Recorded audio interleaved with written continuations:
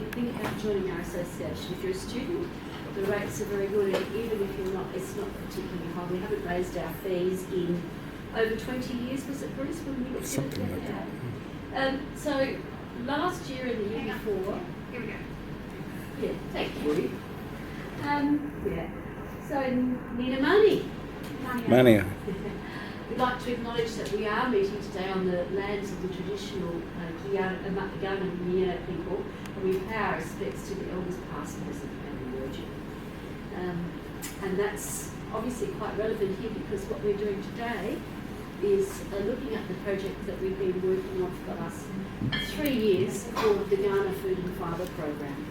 So the idea was to work with teachers and students and sometimes families to share and explore information about the native species that would be used by the Kaurna before colonisation, settlement, whatever you want to call it, for using to make for food, medicine, twine and traditional uses.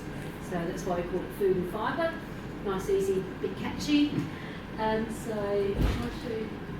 So today we'll be looking at the aims of the Food and Fibre program and who contributed. Our logo design, which sometimes we overlook, but sometimes there's a really good reason for doing things in a particular way as well.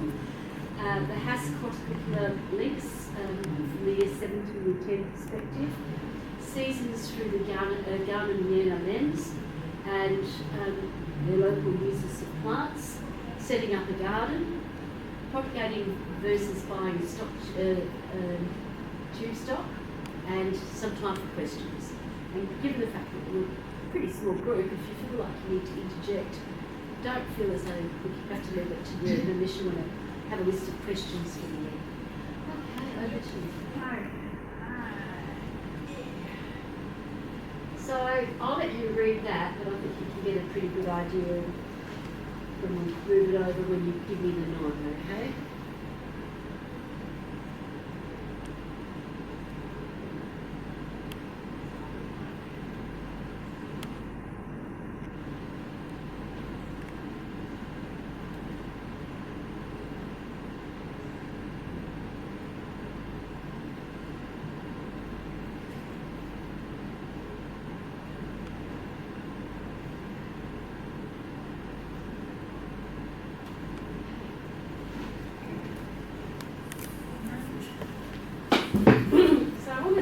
The wonderful people who've contributed to this. I was working at a school over in Hindmarsh, and I was very lucky to have a principal there who said, Deidre, you're always coming up with crazy ideas, what's this next one you've got? Just a bit of information first. Now I'm not a teacher, my background is environmental management, and I did kind of educational sustainability projects with students at a range of schools for the last 15 years. And so I said to her, boy, have I got a deal for you. I think it'd be really good if we could find out from the traditional owners of the land what were used, what plants were used. And she said, well, if you can get the funding, go ahead and do it. So we applied to Green Adelaide. The grassroots grants are up now, so think about it. And we got a grassroots grant to do just that. So we spoke to Trent Hill at Botanic Gardens. He's First Nations person from Western Australia, but his knowledge of the local species is pretty extraordinary. And the Kaurna have given him permission to talk about that at the Botanic Gardens because there's a lot of species there. So because the school was so close to the city, we just put them on the tram, went straight in. They had the most wonderful time. Their eyes were agog, watching all the things and listening to Trent until he then finished it off with showing them how to start a fire with the Santeria. And that was pretty impressive as well. So the Mara dreaming people are on Salisbury Highway. They're not necessarily specifically Kaurna, but they have a whole Indigenous First Nations perspective. So Mara dreaming came in and worked with the students who had already selected species that they wanted to use for our research. So then they drew those images, and we use them throughout the website that we've got on our website as well, the the curriculum and the manual. You'll see these lovely drawings. So the students really liked doing that, and they also did a very large painting to hang up at the school. Uncle Frank Wanganeen had hoped to do a little bit more work with us, but he was unwell at the time, but he did talk to our staff about the need for honouring culture and how they might go about it. James Tyler and Jack Katie Buckskin, I don't know if you know either of those people.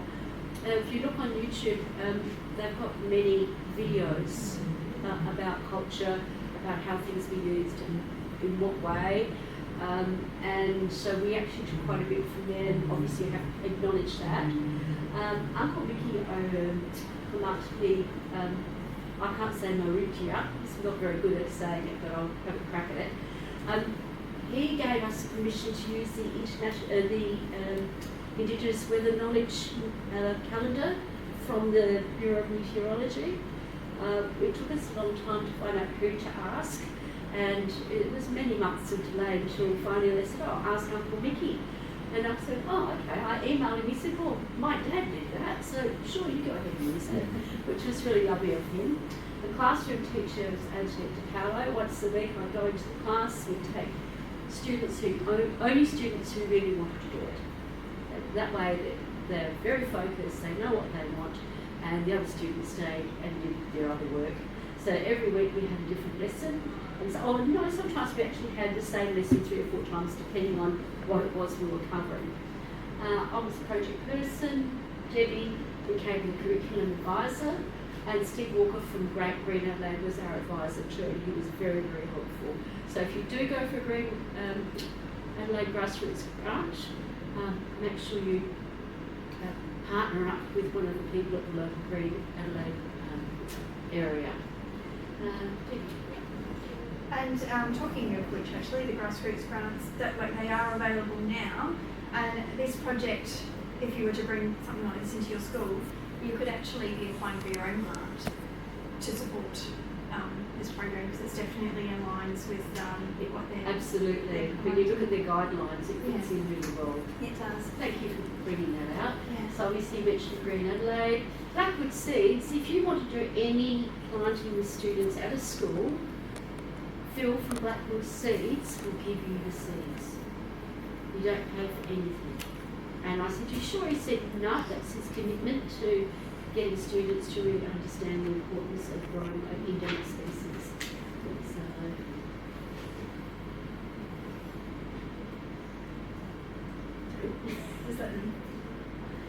As it is, it's a fantastic resource. And he's down in Indian Valley, but he posts everything. And even if he gives it to you, he doesn't charge you for the postage. And there is a website.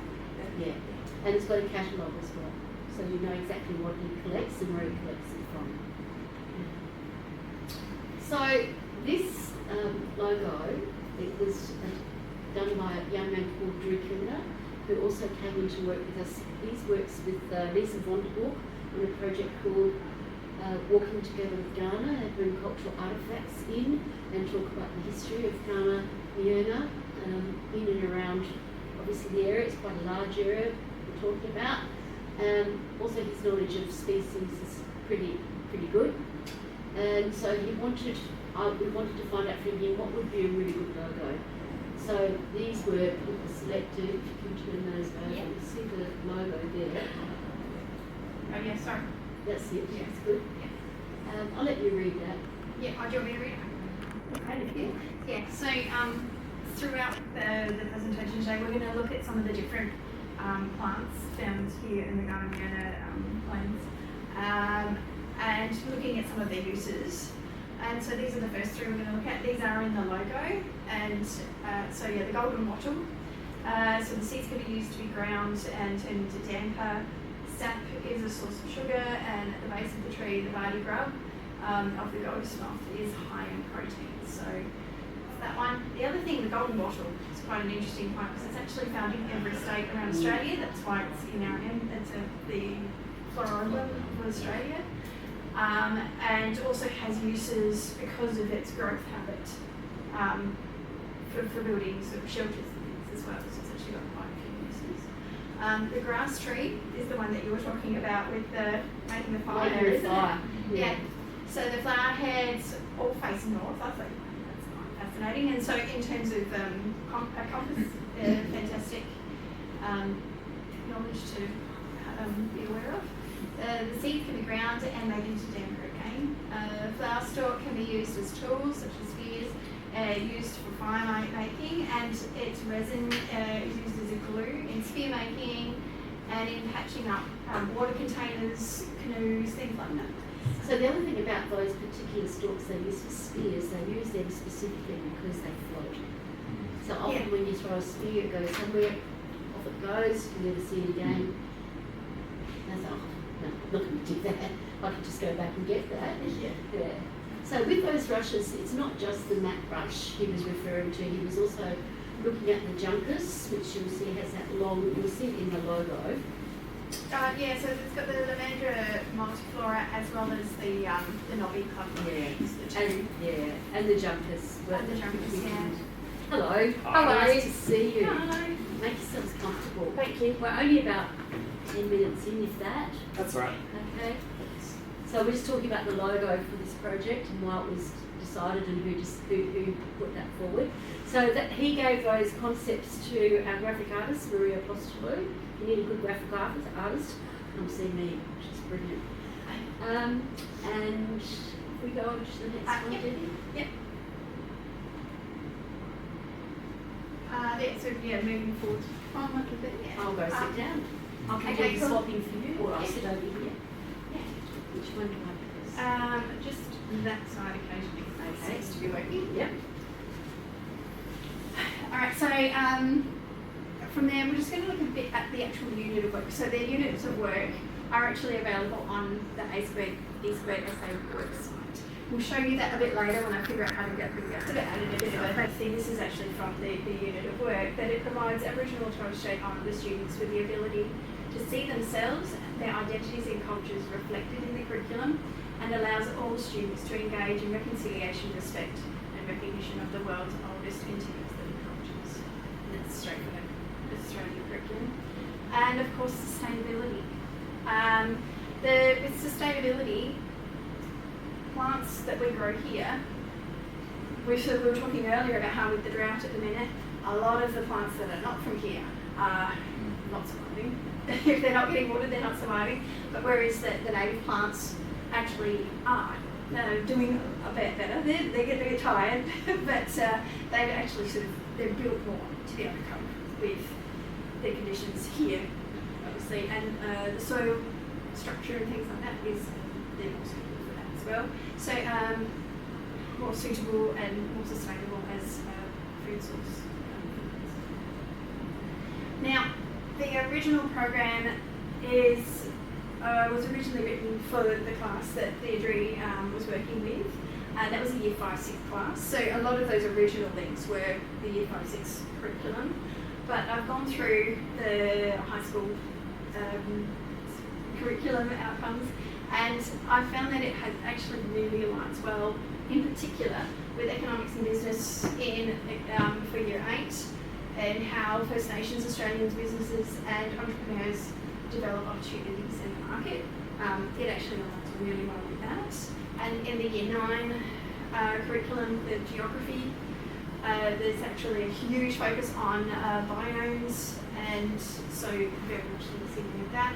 This is the actual 4 different curriculum links that I really was like, well, yeah, no, that fully aligns with this. Onwards from there. Okay, so the lesson plans.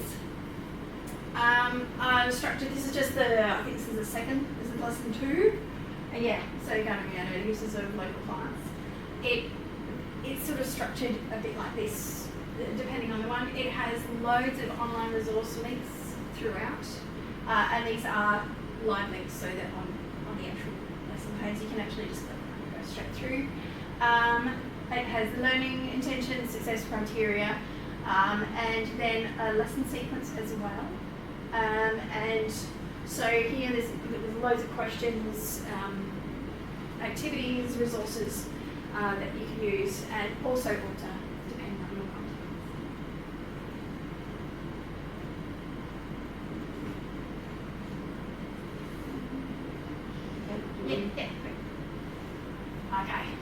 So today I'm going to go through just having a look at the first two lessons. They really very much align with the Harris program.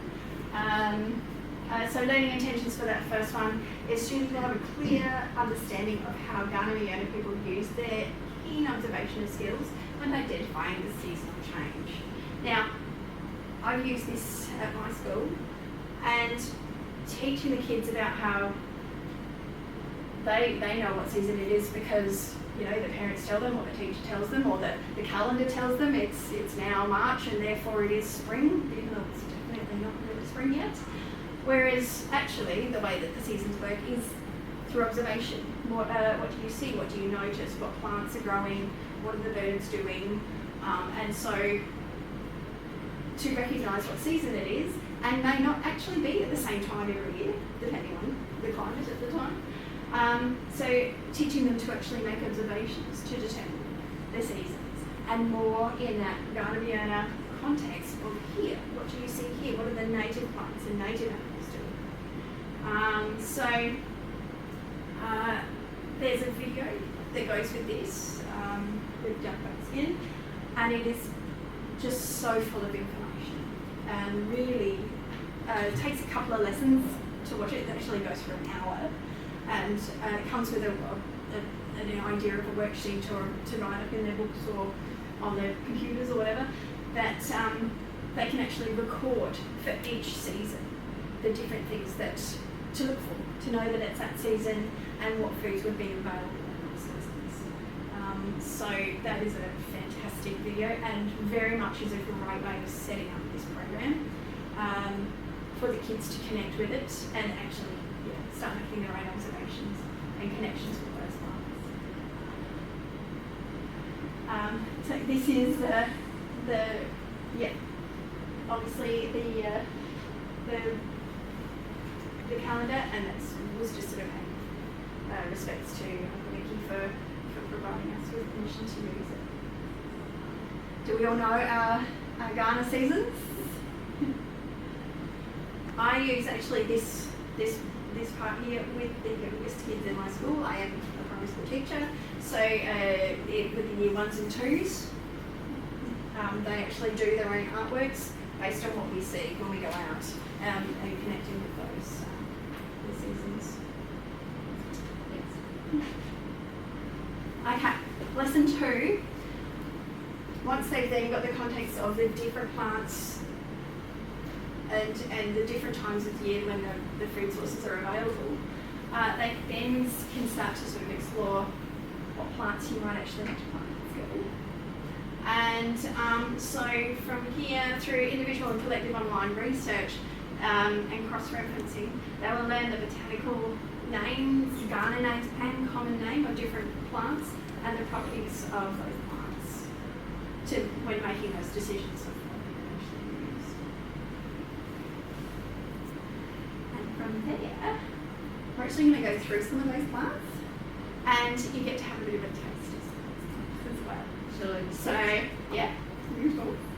Okay, pig face.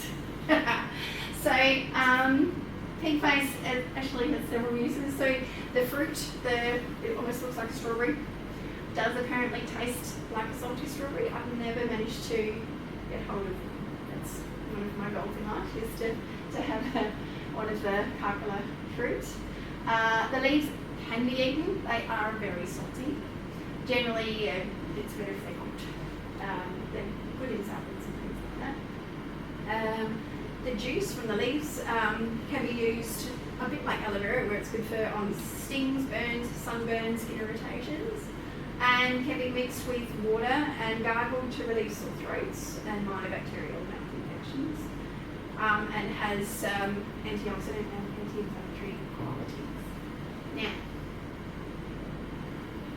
do you want to go through them, or do you want to actually... So here, no one actually has to try the Kaurna, but if you would like a cutting to take home today, it's easy to grow from pegs. So if you would like to take some with you, I've got a bit of a thing where you can actually take some of the river mint and the Kaurna with you, if you would like some as a bit of a starter. And they're so tough as old boots. If you go to the Tennyson Dunes, Who's been to the Tennyson Dunes? It's the last bit of remnant dune left in Adelaide. It's truly beautiful. It's really worth the trip.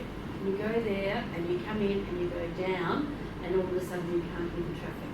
And it's very close to Tappington Road, one of the other roads that go past.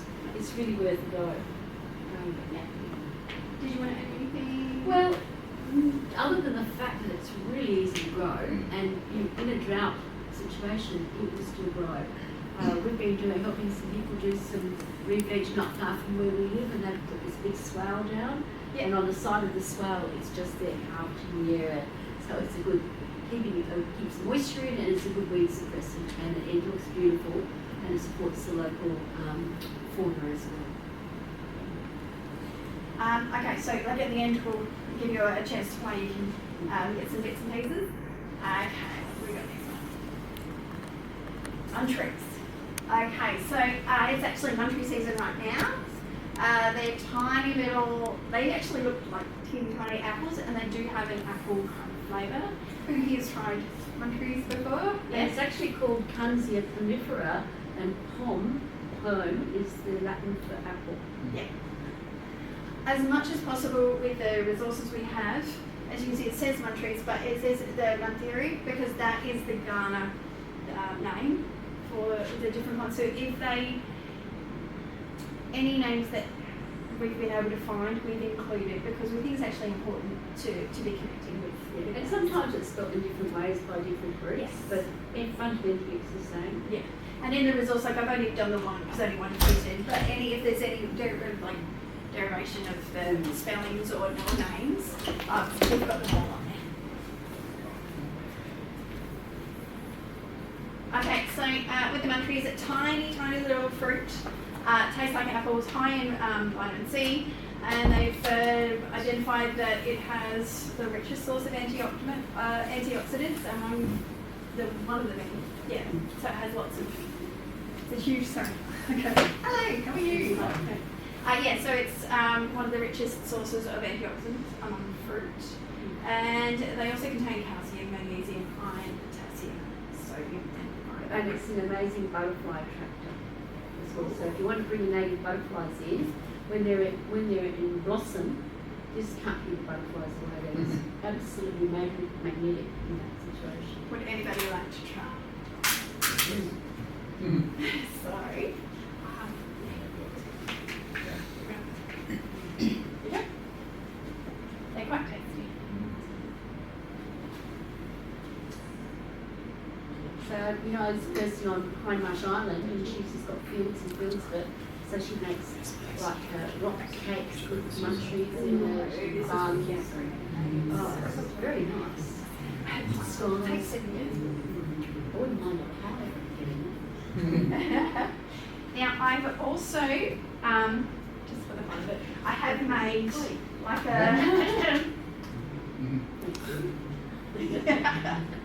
I have made a munchie and cinnamon cake, it's a muffin mix, but it's a cake.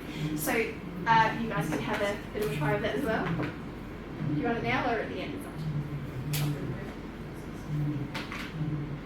I made it this morning, so it's very fresh. Put it on there, that might be easier.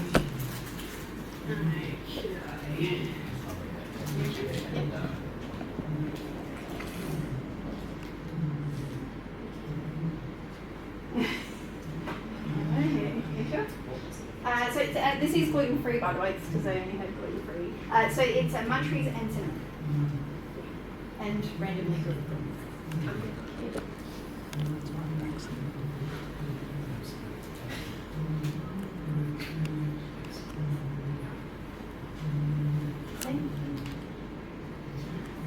And one of the things I did actually bring in some food, different sort of ones in different recipes to introduce to the kids, because I found until then, we've done the learning about the different ones from the different seasons and the different food types, but until they had a bit of a go themselves, they were still a little bit apprehensive about it. And it's actually quite nice. You can see it has that appling sort of taste. I'm hoping. It's really yummy. No, I'll save that for later. But Yes. No, did I miss you again? I think I did. Sorry. Okay. Yeah, so that's our munchies. And very popular, obviously, because it's got a sweet little treat. And then lovely it. Uh-oh. Is that working? We'll go back. sorry, Deidre. I don't know. Is that work?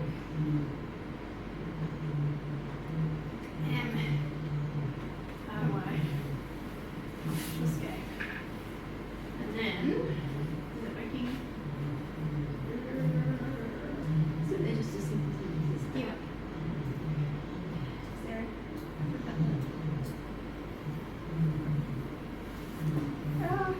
Okay. From there, or to leave it on there. The next ones were river mint, and again, if you would like a bit of a try of river mint, it's actually very lovely flavour of mint. Just wrap it up my leaves.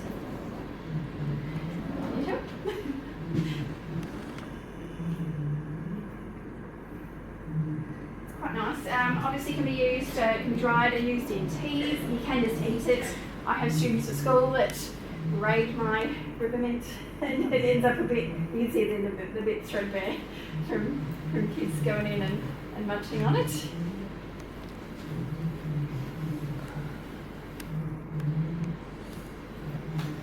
I've noticed there's a lot of much smaller leaves this year. I'm wondering if it's because of the lack of moisture that actually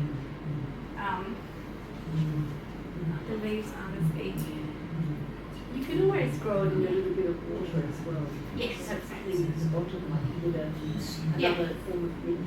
Yeah, and being a river mint, it makes sense that it would grow well in sort of marshes and things. I'm fine with you. Take care. You'll have to eat it all afterwards. So I think it's because I'm facing that way. I'm sort of coming back around. Yeah. So river mint is actually really. I actually find it in terms of the flavour is actually nicer than the more traditional mint that we know of. That's with the big leaf and stuff. Being a mint, it is just as rampant. It will spread. So be aware of that wherever you put it. But really lovely, so I actually really like it.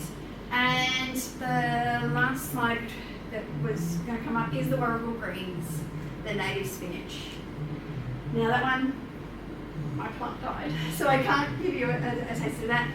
The thing with the Warrigal Greens is that, yes, they can be used as a substitute for spinach, but you need to make sure that you do actually blanch it, actually cook it. It is high in oxalates, so sort of limit how much you have. So yeah, with that one, I have some seeds if anyone wants to have a go at growing them on the site.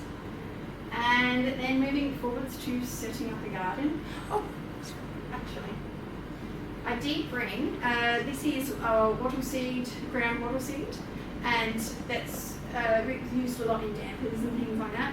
If anyone wants to have a smell, it smells useful. It can be used in damper, chocolate, coffee. It's got a very nutty, very high protein. Smell. High protein, yes. And yeah, again, do you want that one? So do you grind it or do you just... So it needs to be dry baked and ground, and then it can be used in all sorts. I've had it in coffee as well. It's a good way of explaining to students too that these are also part of the peel bean family, so the Fabaceae. So even though we have beans in every other continent, we also have them here. So you ask the question, well, how do we have these Fabaceae in all of the different continents apart from Antarctica?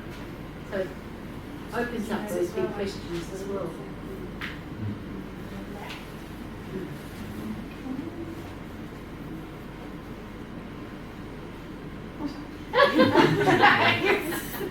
She almost got a mouthful. Yeah. Ooh, lovely, isn't it? Nice and red. Yeah. Yes. So I'm going to pass it over to Deidre. We moved on to setting up a garden, which is absolutely her area of expertise. Yeah, 5, 6s. And obviously, the idea is for them to do the work, for us to just give them some guidance. And really lucky, got a document initially from the City of Playford talking about the fundamental plants that they knew at the time that were used by the Kaurna. So we started with that after they'd been to see Trent at the Botanic Gardens. And then they made a list of about 30 species. They had to cross-reference safety because some of the plants that we used, we found out could cause adverse reactions for different people at different times. So they had to go off the list, and then we pinpointed it down to a number of species. Then my job was to find the seeds. So blackwood seeds were very helpful. There were other places we knew around the area that we could get the seeds or cuttings from. So what I wanted the students to do is to understand the various forms of propagation. So there's seed, division, and also cuttings. And also learn how to use smoke water and why we use smoke water. So by the time we'd finished, doing these, we did it over 2 years as well. The Year 5s from the previous year were the Year 6s who were teaching the new Year 5s, which was really useful and helpful. And by the time we got to that second year, those Year 5s who were now Year 6 really could take that on board and knew what to expect. In that document, you'll find exactly where we bought the tubes, the trays, the potting mix, seeds, everything there is laid out. All the instructions are there, what materials you need, what tools you need. It's just, everything is there for you if you choose to do it that way. So the other thing is, in that part of the website, the Kaurna Food Fibre, you'll find there's a manual as well. And in the manual there's those 30 species that you can grow or obtain in some way or another, but it also has recipes where there were recipes required. And the students did a lot of research, and I hope they didn't do too much plagiarism, but so was that next level? Yeah. So every week, there we go, so there's the manual. And we've got the curriculum in both state government and within the Catholic system because I was working at a Catholic school. So this is overview, just because now it's gone to the website, I didn't mean that. That's okay. This is a2esa.org.au, and in here, under resources, we've got all sorts of resources in there, and then obviously there's your Kaurna Food Fibre. Yeah. We'll go back to that page. And this is, like I was saying at the beginning, it's free to access. It's going to now here, this is the This is the artwork. curriculum. This is the artwork I was talking about before the students had done when they were working with Mara Dreaming. Yeah. But there were 10 lessons really, so a lot of it was doing the research that took up quite a bit of time, and looking at the Kaurna calendar, talking about observation, getting their hands dirty, and understanding what pre-treatment was also big, because any of the pea families usually need to be pre-treated. Usually the day before you put hot water on the seeds to soften them before they go in. And there are other different types of pre-treatment as well that they went to. And then with some of the plants we would get some strappy leaves from the, say, Dianella plant and start doing that, twisting the plant so that they can make their own little bits of twine, and sometimes they turn them into bracelets, or they wanted to make it longer, and we just sit down, maybe on a hot day, we couldn't go outside, so we could sit down and do that. Obviously I mentioned the seed propagation cuttings. Also breaking up clumps was really good, like the Dianellas are very easy to dig up and separate it out into different tubes and replicate that way. All of those have got lesson sequences in them as well, and links to other resources. And worksheets. Worksheets. Debbie put that one together. Yes. And you don't have to do all of those. They're just, it's like just picking it off a shelf. Say, do I want that one? Will this work? These are the materials we used. The other potting mix you can use is one that's from Mount Gambier, BioGrow. If you can get hold of that, it's probably a superior product. Yes. And the little snips, they're $15 each or something like that. And don't worry about the polystyrene boxes. We should change that. Yeah. What we do is get little trays now and just compact it when we're doing our cuttings. There's a special cutting mix as well that we use with sand, vermiculite, some coconut fibre and a potting mix. I do want to sort of say with the it is a PDF, but as a live document, you can actually just go straight to whatever part of the document you need to from the table of contents, which is really handy. And if you want to go to the science aspect, lesson 7. Lesson 7. So, how do seeds get dispersed and the various forms of it? Yeah. What is that list? It's here somewhere. Here we go. All the different ways that seeds are dispersed, again From animal and non-animal forms. So kangaroo grass, for instance, I've been told, don't know if it's true, that it's called kangaroo grass because the kangaroos often like to lie on the grass. And then, of course, the little seeds, because they've got the points, they've got the 3 points to them, would get caught in their fur and then they go over to the next base and the seeds would drop and it would spread through the area. And so we now look at botanical drawing. Go down to the next one. Yeah. So botanical and non-botanical arts, and more of the work that the students have done with Mara Dreaming. We really wanted to honour the work that they had done. And so one of the students did a good transect there, a cut across of what's involved in the various parts of the flower. So students really enjoy that stuff and they don't really notice that they're actually learning so much about it because they're enjoying the process so much. Site analysis. Now, site analysis, that's, if you're wanting to do one at your school, the site analysis is key. You can just take that, print that out, take it to the site, get the students to start observing where it is, what the location is, what the soil's like, the aspect, everything, and they can tick that off so that they can really start to understand what's required. Central to all of that is access to water. If you don't have water, you better have a regime so that there is regular watering going on when they're first being established. And then after that is fundamentals of landscape design, really. And it was so much fun doing that with the children too, because understanding which way was north, and did you want to have a taller plant in front of a shorter one, or the other way around, so we got the children to stand in front of each other, the tallest ones at the front, and did the ones behind get the sun? No, so we had to rearrange them and just turned it into a bit of a fun game. They absorbed that, appreciated it anyhow. So that's there, everything is there to just be used, and then there's the planting aspect as well. You can do all the growing, you can do all the work, and if you don't plant it properly, you've wasted a lot of time.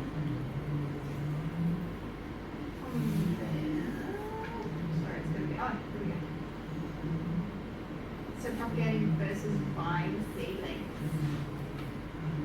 Yeah, so there are some good nurseries around that won't necessarily have everything you want. If you want to buy the plants, the state flora is usually very good. If you're a northern area of Adelaide place, there's two places. There's Providence over at Salisbury, and then there's Barossa Bush Garden. They're very useful, very helpful people, and there should be on Green Adelaide list of all the nurseries that are native. There's one over at McLaren Vale, as you take the turn off into McLaren Vale. And as I said, there's backward seeds if you think you want to start with the seeds. Or if you know local landholders who might have some of those plants, you could ask them if you could wait to harvest the seeds. So there's lots of different ways to do it. But if you're going onto land that is not yours, you must always seek permission, particularly if it's state government land, you need your licence. This is Can I watch this? yeah, alright, so these students were so, it was so sad leaving that school. Those students were so gorgeous, and they really got into it. And I said, would you like to show people how to plant? And they said, sure. So we'll just show this video if that's okay. I don't know if we're going to have sound. We'll give it a go. Right. If you don't, you'll see it on the website. Very good.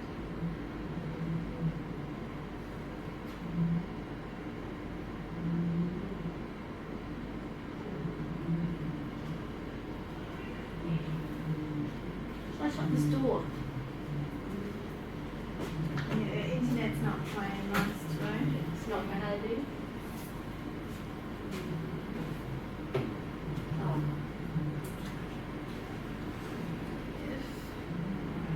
Oh, what a shame. Oh, Make sure that the top of the pot is level with the top of the hole. If it's not, then either add or remove soil to correct this. Then backfill with soil and press down gently to ensure that there are no air pockets. Now water your plant and return it mulch to the center. Enjoy watching it grow! so yeah, it's fairly easy to follow those instructions, and the students really enjoy doing it. So is it, what do we do now, Debbie? So yeah, next is questions. If anyone has questions, and then obviously if anyone's cuttings or chunks of plants, thank you.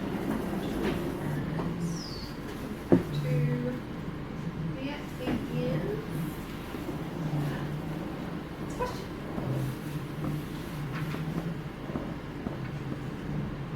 You're much quieter than the kids at the school, I have to say. Either for the children. Oh, so sometimes there's some really good YouTube videos. It depends on what the plant is. Like a diagonally, you just pull the leaf, put your thumb in the middle and pull it apart, and then you twine the two pieces together. There's just a little twisting, and then putting the other side of it twisted over so it goes into like a, when you see the original rope on a coil, it's the same type of that. And there was a link, was there a link on Yeah, there? there's probably a link. I usually put those in. Yeah. It depends on what it is for. So, also down in the Coorong, I know this is in Ghana area. There's a woman there, what's her name? Trevorrow. Ellen Trevorrow is a famous basket maker. Sometimes, if you want to put together a group of people, she will open up and show you how to do it.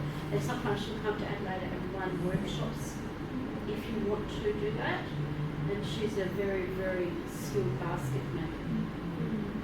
And with all of these things, we sort of mentioned before about Mara Dreaming and Kaurna and things like that, we absolutely encourage people to reach out to First Nations groups and people to see if they're able to or available to sort of come down and talk to the kids directly. That's always worth it. It adds context.